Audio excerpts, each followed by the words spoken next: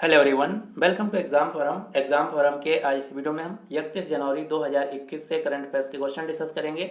आज के इस वीडियो का जो पीडीएफ फाइल है आप हमारे टेलीग्राम चैनल से डाउनलोड कर सकते हैं, जिसका लिंक नीचे डिस्क्रिप्शन बॉक्स में दिया हुआ है, या आप टेलीग्राम पर जाकर डायरेक्ट एग्जाम फोरम के नाम से सर्च कर सकते हैं, जहाँ पर सारी पीडीएफ एक साथ अपलोडेड हैं।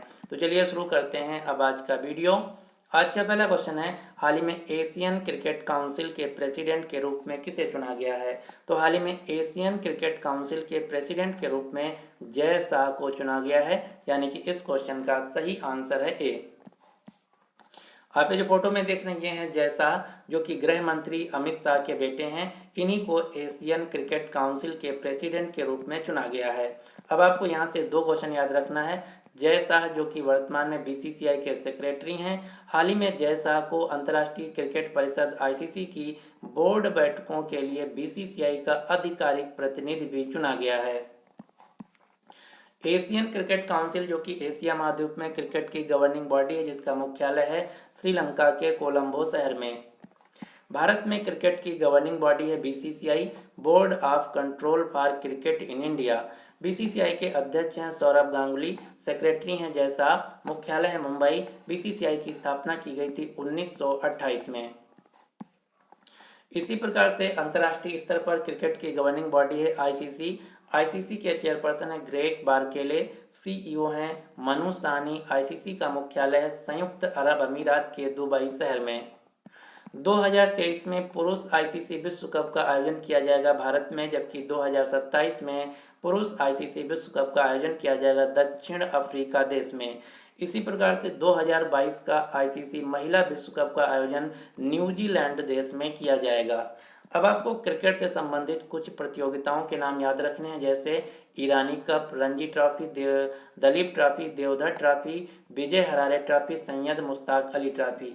ये सारी प्रतियोगिताएं भारत की घरेलू क्रिकेट प्रतियोगिताएं हैं। यहाँ से सीधा सीधा क्वेश्चन पूछा जाता है कि सैयद मुश्ताक अली ट्रॉफी या फिर देवधर ट्रॉफी किस खेल से संबंधित है? तो उत्तर होगा क्रिकेट से संबंधित है। 2020 का जो आईपीएल है, इसको जीत लिया था मुंबई इंडियंस टीम ने। आईपीएल जिसका फुल फॉर्म है इंडियन प्रीमियर लीग, और जो 2020 का आईपीएल है ये खेला गया था संयुक्त अरब अमीरात यानी कि यूएई में, क्योंकि भारत में कोरोना वायरस की वजह से लॉकडाउन लगा हुआ था। अगला क्वेश्चन है, हाल ही में एयरटेल ने भारत के किस शहर में 5G नेटवर्क सेवाओं को सफलतापूर्वक प्रदर्शित किया है?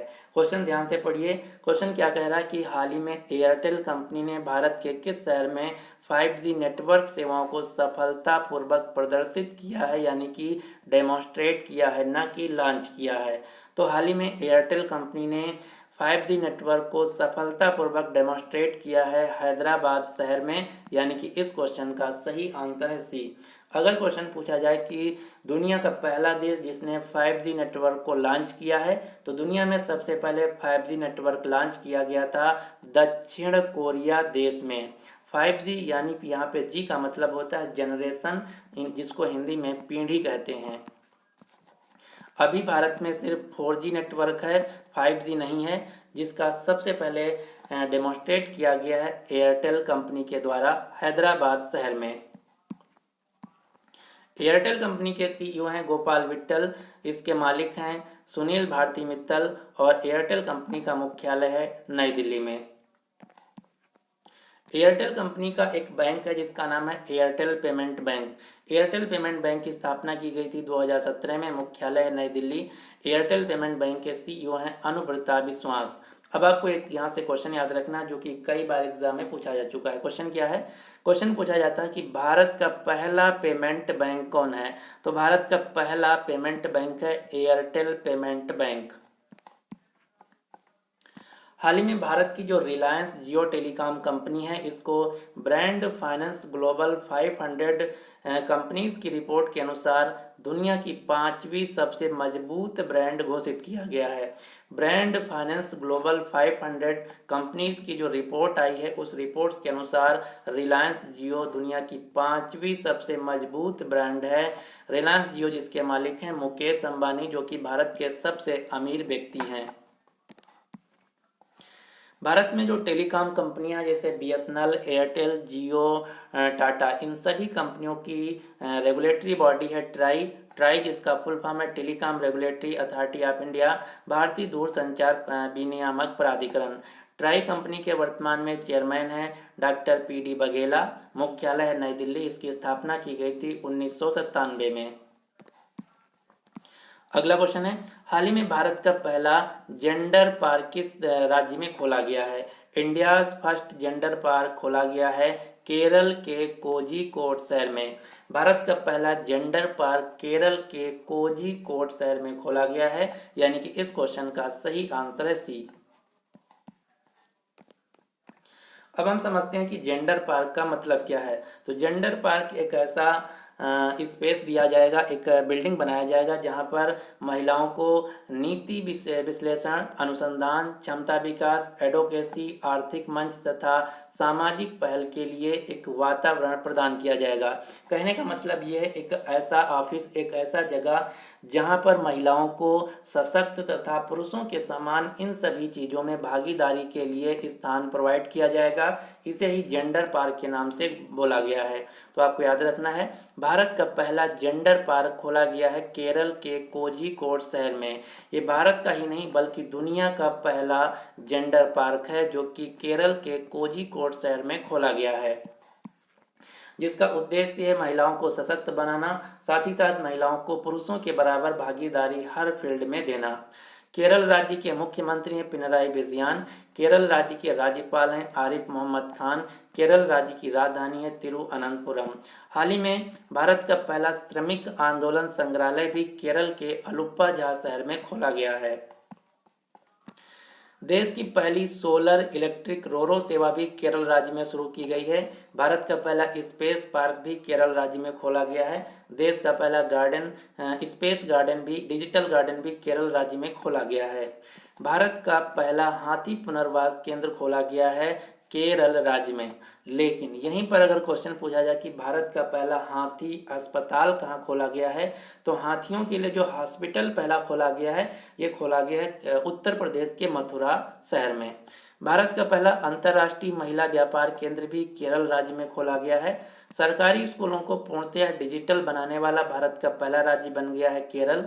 गरीबी रेखा से नीचे रहने वाले लोगों को फ्री इंटरनेट देने वाला भारत का पहला राज्य बन गया है केरल। हाल ही में केरल में एक योजना शुरू की गई है जिसका नाम है one school one IAS program, जिसके तहत गरीब बच्चों को आईएएस की फ्री कोचिंग प्रोवाइड की जाएगी। केरल के पथानमथिट्टा जिला में सबरीमाला का मंदिर है जो कि भगवान अयप्पा का मंदिर है, जो कि पेरियार टाइगर रिजर्व के अंतर्गत स्थित है। सबरीमाला मंदिर में हर साल 14 जनवरी को मकर विलक्कू उत्सव का आयोजन भी किया जाता है। यहाँ पर बात की गई है केरल की। केरल के दो शास्त्रीय नृत्य हैं, कौन कौन से? कथकली और मोहिनीअट्टम। कथकली और मोहिनीअट्टम केरल राज्य के शास्त्रीय नृत्य हैं और केरल का प्राचीनतम त्योहार है ओणम, जो कि केरल का सबसे महत्वपूर्ण त्योहार है। एक क्वेश्चन और आपको केरल राज्य से याद रखना है। देश की सबसे लंबी झील जो कि है वेम्बनाथ झील, ये केरल राज्य में स्थित है और वेम्बनाथ झील में ही हर साल Nehru trophy boat race, Nehru trophy नौका दौड़ का आयोजन किया जाता है। यहाँ से क्वेश्चन इस प्रकार से पूछा जाता है कि नेहरू ट्रॉफी का संबंध किस खेल से है? तो नेहरू ट्रॉफी का संबंध है नौका दौड़ से, बोट रेस से, जिसका आयोजन किया जाता है वेम्बनाथ झील में जो कि केरल में है। और वेम्बनाथ झील जो कि भारत की सबसे लंबी झील है। अब मैं यहाँ पर जितने भी 2020 और 21 में पार्क खोले गए हैं उन सभी को एक साथ कवर कर लेते हैं। जैसे भारत का पहला जेंडर पार्क खोला गया है केरल के कोझिकोड में। भारत का पहला श्रमिक आंदोलन संग्रहालय खोला गया है केरल के अलुप्पा जहा शहर में। भारत का पहला फायर पार्क खोला गया है उड़ीसा के भुवनेश्वर में। भारत का पहला स्पेस पार्क खोला गया है केरल में। भारत का पहला टायर पार्क पश्चिम बंगाल में। भारत का पहला मिसाइल पार्क विशाखापट्टनम आंध्र प्रदेश में। भारत का पहला multi modal logistic park Assam के जोगीघोपा शहर में। लेकिन यहीं अगर क्वेश्चन पूछा जाए कि भारत का सबसे बड़ा मल्टी मॉडल लॉजिस्टिक पार्क किस राज्य में खोला जाएगा, तो उत्तर हो जाएगा गुजरात। भारत का पहला लाइकेन यानी कि कवक पार्क खोला गया उत्तराखंड के मुनस्यारी में। भारत का पहला मेगा लेदर पार्क स्थापित किया जाएगा उत्तर प्रदेश के कानपुर शहर में। भारत का पहला एक्वा मेगा फूड पार्क स्थापित किया गया है आंध्र प्रदेश राज्य में। भारत का पहला डॉग यानी कि कुत्तों के लिए समर्पित पार्क स्थापित किया गया तेलंगाना के हैदराबाद में। दुनिया के सबसे बड़े नवीकरणीय ऊर्जा पार्क की स्थापना की गई है गुजरात के कच्छ में। भारत का पहला परागकणकर्ता यानी कि पॉलिनेटर पार्क खोला गया उत्तराखंड राज्य के हल्द्वानी शहर में। तो ये हैं कुछ पार्क जो कि 2020 या और 21 में खोले गए हैं। इनका आपको स्क्रीनशॉट लेके अच्छी तरीके से तैयार करना है। अगला क्वेश्चन है, हाल ही में भारत एशिया प्रशांत व्यक्तिगत स्वास्थ्य सूचकांक में किस स्थान पे रहा है?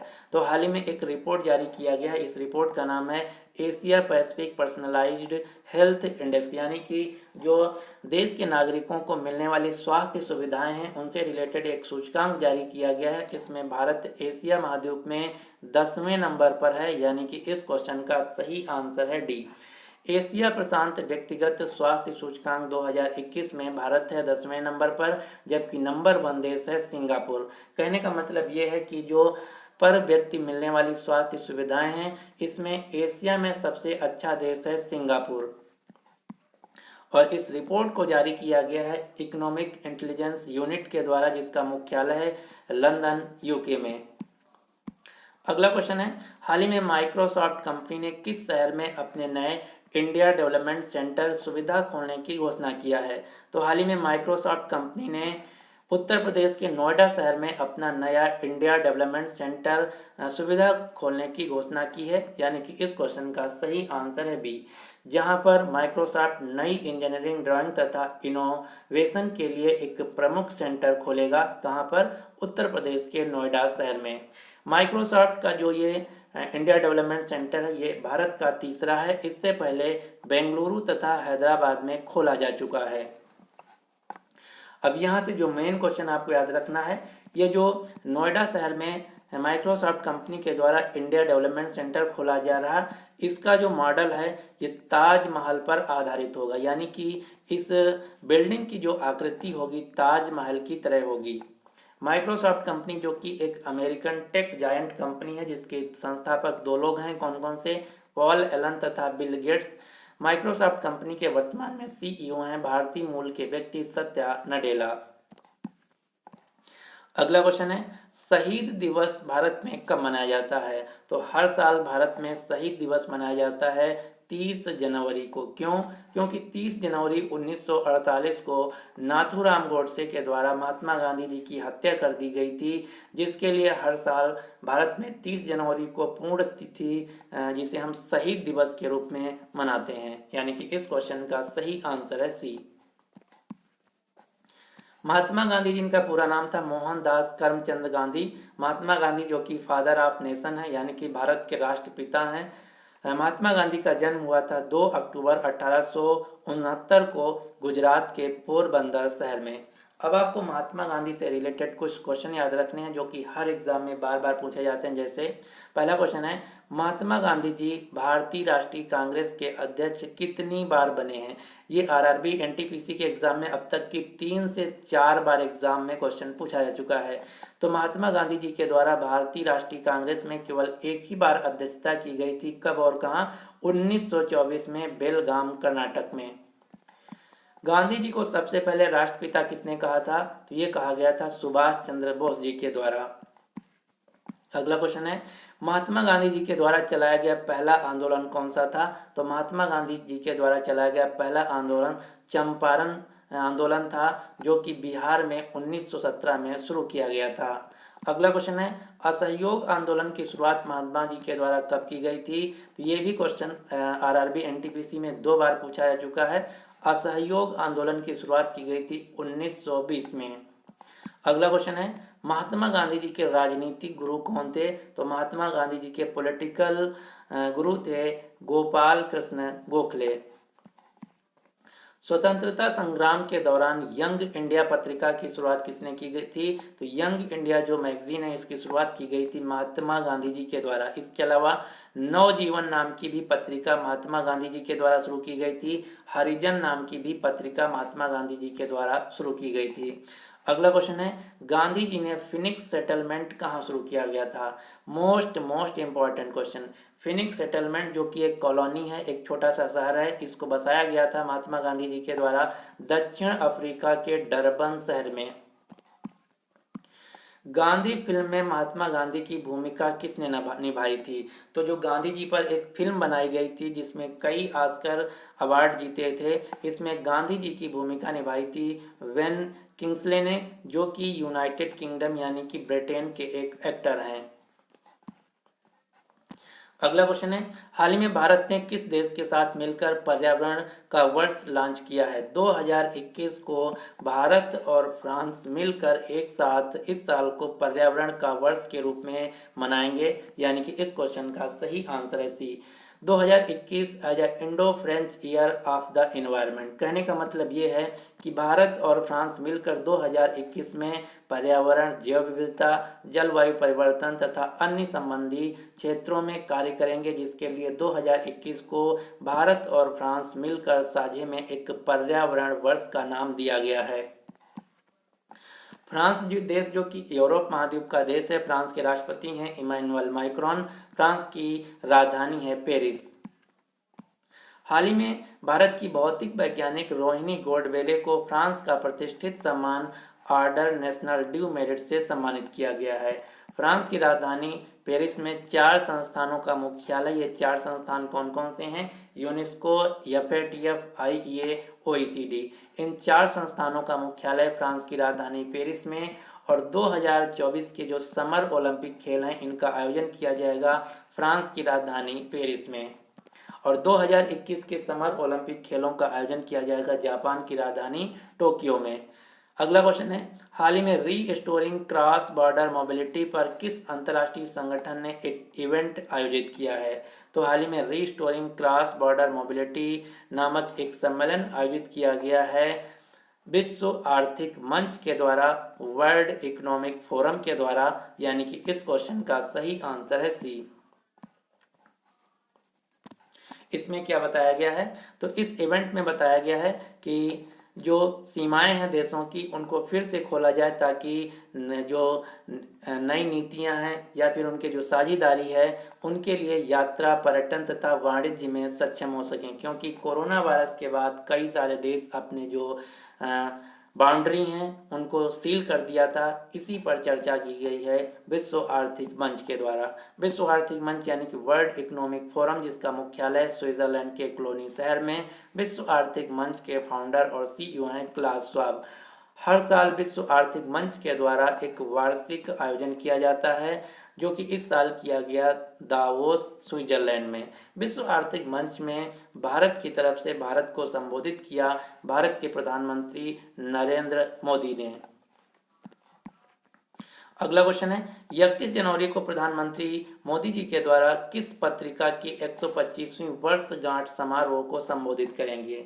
तो 31 जनवरी यानी कि आज के दिन प्रधानमंत्री मोदी जी के द्वारा प्रबुद्ध भारत नाम की जो पत्रिका है इसके 125वीं वर्षगांठ के अवसर पर इस पत्रिका को संबोधित करेंगे, यानी कि इस क्वेश्चन का सही आंसर है डी। अब हम जान लेते हैं कि प्रबुद्ध भारत नाम की पत्रिका क्या है और ये इतनी इम्पोर्टेंट क्यों है। क्योंकि प्रधानमंत्री मोदी जी इसको संबोधित करेंगे। तो जो प्रबुद्ध भारत नाम की पत्रिका है, इस पत्रिका की शुरुआत की गई थी 1996 में रामकृष्ण मिशन के द्वारा। रामकृष्ण मिशन वही मिशन है जिसको स्वामी विवेकानंद जी के द्वारा शुरू किया गया था। और ये जो प्रबुद्ध भारत नाम की पत्रिका है, ये भारतीय संस्कृति, आध्यात्मिकता, दर्शन, इतिहास, मनोविज्ञान, कला तथा अन्य सामाजिक मुद्दों पर एक मासिक पत्रिका है। यह पत्रिका इतनी इम्पॉर्टेंट है, आप जान सकते हैं कि इस पत्रिका में कई भारत की महान हस्तियां जैसे रविन्द्रनाथ टैगोर, जगदीश चंद्र बसु, सरोजिनी नायडू, एपीजे अब्दुल कलाम, अभिनव बिंद्रा, नेता सुभाष चंद्र जी बोस, बाल गंगाधर तिलक और पूर्व राष्ट्रपति सर्वपल्ली राधाकृष्णन, इन सभी महान व्यक्तियों ने जो ये पत्रिका है इसमें अपने लेख लिखे हैं, इसलिए ये बहुत ही महत्वपूर्ण है। तो आपको याद रखना है, प्रबुद्ध भारत नाम की जो मैगजीन है इसको शुरू किया गया था रामकृष्ण मिशन के द्वारा। रामकृष्ण मिशन जिसकी स्थापना की गई थी स्वामी विवेकानंद जी के द्वारा 1997 में। कहाँ पर इसकी स्थापना की गई थी? वेलूर मठ में, जो कि पश्चिम बंगाल में स्थित है। स्वामी विवेकानंद जी जिनका जन्म हुआ था 12 जनवरी 1863 में, इसीलिए भारत में हर साल इनके नाम पर मनाया जाता है 12 जनवरी को राष्ट्रीय युवा दिवस। जो स्वामी विवेकानंद जी हैं इनके बचपन का नाम था नरेंद्र नाथ दत्त। अगला क्वेश्चन है, हाल ही में कौन सा मेट्रो रेलवे अपने डिब्बों को अल्ट्रा वायलेट किरणों से सैनिटाइज करने वाला देश का पहला मेट्रो बन गया है? तो हाल ही में लखनऊ मेट्रो भारत का पहला ऐसा मेट्रो बन गया है जो कि अपने डिब्बों को अल्ट्रा वायलेट किरणों से सैनिटाइज करेगा। यानी कि इस क्वेश्चन का सही आंसर है ए। अब आपको एक क्वेश्चन और याद रखना है, भारत की पहली मेट्रो जो कि पानी के अंदर चलेगी ये है कोलकाता मेट्रो, जो कि हुगली नदी के नीचे चलाई जाएगी। भारत की पहली मेट्रो जो कि पानी के नीचे चलेगी ये है कोलकाता मेट्रो, जो कि हुगली नदी के नीचे चलाई जाएगी। तो ये थे आज के करंट अफेयर्स के क्वेश्चन। कल मैंने आपसे क्वेश्चन पूछा था कि हाल ही में पर्यटकों के लिए दुनिया का सबसे बड़ा सफ़ेद मगरमच्छ पार्क किस राज्य में खोला गया है? तो इसका राइट आंसर दिया था रॉकी राज ने, जिसका राइट आंसर था उड़ीसा। आज का क्वेश्चन है आपके लिए कि हाल ही में 5वीं Bharat Japan act east forum की संयुक्त बैठक किस किस शहर में आयोजित की गई है? तो इस क्वेश्चन का राइट आंसर आपको नीचे डिटेल में देना होगा।